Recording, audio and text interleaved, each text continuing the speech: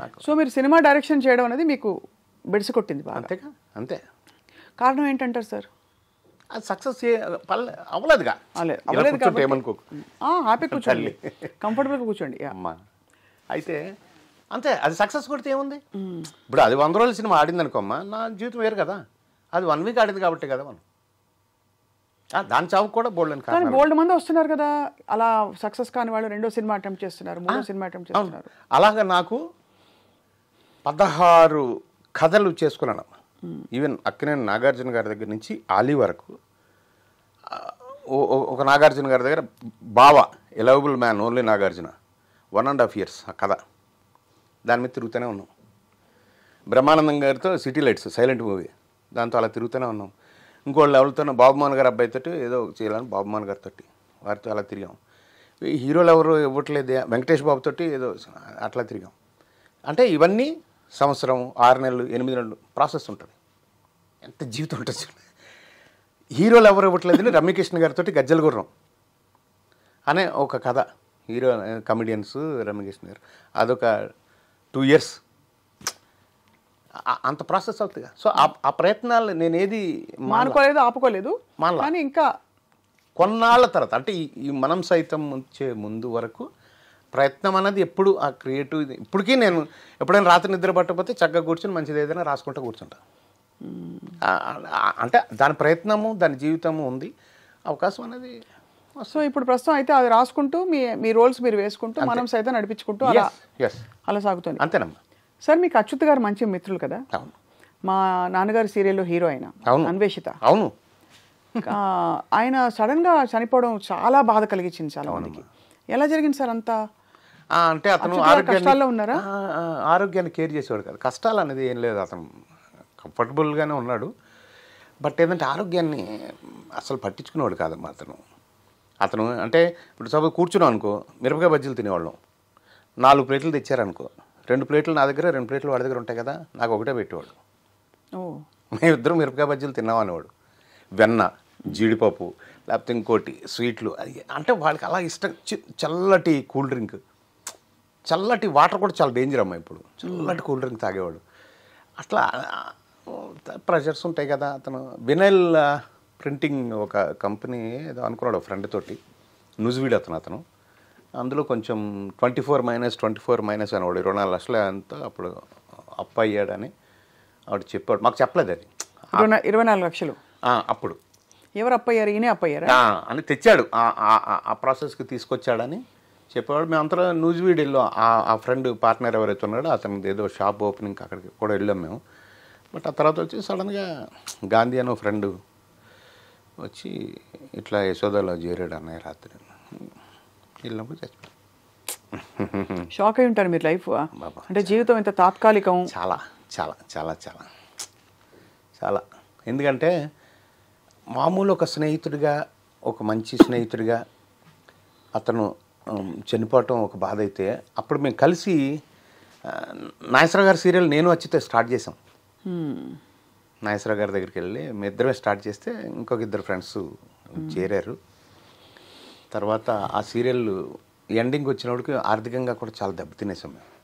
వీడు చచ్చిపోవటం, ఇతను దాంతో చాలా, అంటే అదొక ఫేజ్ అనమాట. రోడ్డు మీదకి వచ్చేసిన ఫేజ్లో అదొకటి. సినిమా ఫెయిల్యూర్ తర్వాత మట్టి మనిషి ఒకటి. అక్కినేని నాగేశ్వరరావు గారు నాకెందుకంత ఆయన అంటే అంత గౌరవం, అభిమానం, ప్రేమ. ఒక పేరెంట్లో, ఒక తల్లిలాగా అతను ఎందుకు చూస్తానంటే ఆయన ఫోన్ చేశాడు నాకు ఇంటికి.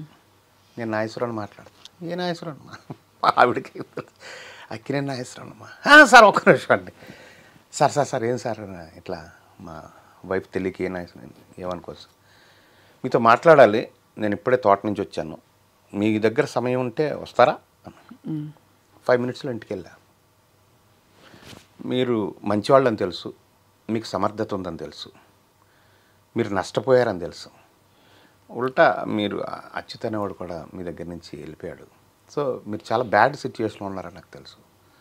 నా జీవితంలో నేను మూకీ నుంచి వచ్చాను కాబట్టి, టెలివిజన్ వచ్చింది కాబట్టి, ఈ ప్రక్రియలో కూడా నేను ఉండాలి నా జీవితం అని నేను అనుకున్నాను. ఒక్క సీరియల్ చేద్దాం అనుకున్నాను, చేశాను. బట్ అతను చనిపోయాడు, మీరు రోడ్డు మీదకి వచ్చారు. మీ దగ్గర డబ్బు ఉంటే ఇంకో సీరియల్ మీకోసం చేసి పెడతాను, చేసుకున్నాను. Great man, great man. వెంటనే నేను ఎస్ సార్ అని, నాకు 2-3 ఫ్రెండ్స్ ఉంటే డబ్బులు పెట్టగలిగిన వాళ్ళు, ఆ రోజుల్లో 5 లక్షల వరకు అవసరం ఉండేది. చెప్తే ఒక 2-3 దగ్గర వర్కౌట్ అవ్వలేదు. 4th friend is Rudraraju Ramesh అని నా ఫ్రెండ్, చిన్నప్పటి నుంచి ఒరే ఫ్రెండ్. అమ్మని అడిగి చెప్తారా? అమ్మ ఏంట్రా ఎంత కావాలని? అమ్మ మొదటి రూపాయి వెనక్కి రావాలంటే 24 లక్షలు పెట్టాలమ్మా. ఎంత టైం ఉందిరా? మీ ఇష్టం అమ్మ, సార్ అయితే ఓకే అన్నారు. సరేరా 15 రోజుల్లో అని ఓ బ్యాంక్ అకౌంట్ ఓపెన్ చేసి 15 రోజుల్లో 24 లక్షలు వేసిన. అప్పుడు ఆయన నన్ను నిలబెట్టడానికి ఫస్ట్ చెక్, మేము ఏదైతే అంతమంది చాలా బ్యాడ్ ఎక్స్పీరియన్స్లు ఉన్నాయి ఆయనకి. ఫస్ట్ ఏం చేశాను, 2 లక్షల రూపాయలు చెక్ ఇచ్చాను ఆయనకి. చారి గారని స్టూడియోలో ఉంటారుగా, ఆయన ఏదో ఫోన్ చేశారని ఈయన మళ్ళీ ఫోన్ చేశారు నాకు, నాగేశ్వరరావు మీకు జస్ట్ ఇన్ఫర్మేషను, ఇది కంప్లైంట్ కాదు, మీ మీద డౌట్ కాదు, మీ అనుమానం కాదు, ఇది చెప్తా ఉన్నాను. ఏంటి సార్ మీరు ఎక్కడ ఉంటారు సార్? నేను వస్తాను సార్ అని. నేను మాట్లాడడం వెళ్ళిపోవాలి కదా, అంత మా దేవుడుగా. లేదు సార్, అది డిజానర్ అయిందంట చెక్కు. అయితే సంతకం బాగాలేకపోయినా ఇదైనా మీ డిజానర్ అవుతుంది కానీ పెట్టాను నేను మధ్యలో ఫోన్. ఇంటికి వెళ్ళిపోయి 2 లక్షల రూపాయలు ఓ టవల్లో క్యాష్ పెట్టి, సార్ ఇదిగో సార్ 2 అకౌంట్లు ఉన్నాయి సార్, ఇది కొత్తగా పెట్టాం కదా, ఇంతకుముందు ఉన్న అకౌంట్లోకి అందులో చెక్ ఇచ్చాను అని, క్షమించాను సార్. ఇది ఎవరన్నారు మిమ్మల్ని, ఎందుకు ఇలా చేస్తారు?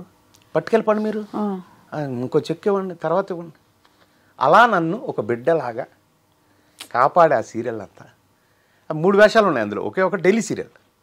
మ్యూజిక్ కూడా ఆయన దగ్గర నుండి చేయించుకున్నారు, టైటిల్ కూడా ఆయనే పెట్టారు. కాస్ట్యూమ్స్ నేను అమెరికా వెళ్ళినప్పుడు జీన్స్, టీషర్ట్లు, కలజోళ్ళు అవి వాడుతూ ఉంటాను. అవన్నీ అన్ని డిస్ప్లే చేయించి వాళ్ళ కాస్ట్యూమర్ తోటి, మీ వేషానికి ఇందులో ఏం కావాలో నోట్ చేసుకోండి, తీసుకోండి అని. ఎంత గొప్పగా అంటే ఒక జర్కిన్ లాంటివి ఉన్నాయన్నమాట ఒక వేషానికి. లైఫ్ స్టైల్లో ఉంటాయి, ఇక్కడ వెళ్దాము అని నాతో షాపింగ్ వచ్చారు. ఆయన ఎందుకు వచ్చారంటే,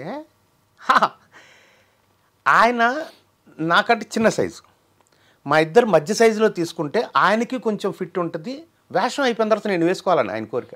అది పాడేయద్దు, లేకపోతే కాస్ట్యూమ్స్లో పెట్టద్దు, నువ్వు వేసుకో నా వేషం అయిపోయిన తర్వాత అని నాతో షాపింగ్ వచ్చి ఇద్దరికి మధ్యలో సైజు ఉంది తీసుకొని.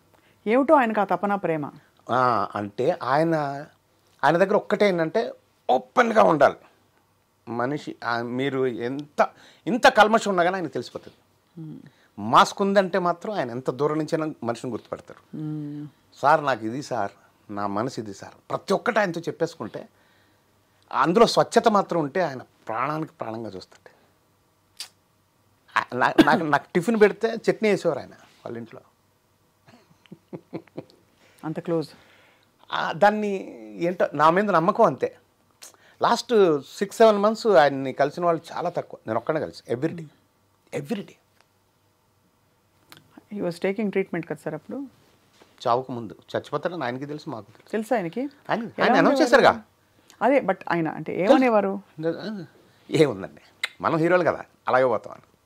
ఆయన హార్ట్ అటాక్ తోటి పోతానని అనుకునేవారు ఎప్పుడు, నేను ఎప్పుడు అంతే అనేవాడు. కానీ క్యాన్సర్ అనేది ఆయనకి. అదే చాలా పాపం. ఇలా మీరు అంటే ఈ ప్రయాణంలో మీరు వ్యక్తిగతంగా మనుషుల్ని కోల్పోవడం, ఇంకా వంచనలు, మోసాలు, ఆర్థిక ఇబ్బందులు, స్ట్రగుల్స్, అన్ని రకాల షేడ్స్ చూస్తారు కదా సార్. జీవితం మీకు నేర్పిన మౌలిక సూత్రం ఏంటి? అంటే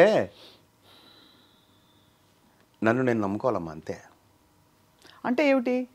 అంటే నువ్వు చేసే పనిని ఆ నమ్మకంతో చేస్తే రిజల్ట్ ఎప్పుడైనా కానీ పాజిటివ్గా నీకు వస్తుంది, నో ప్రాబ్లం.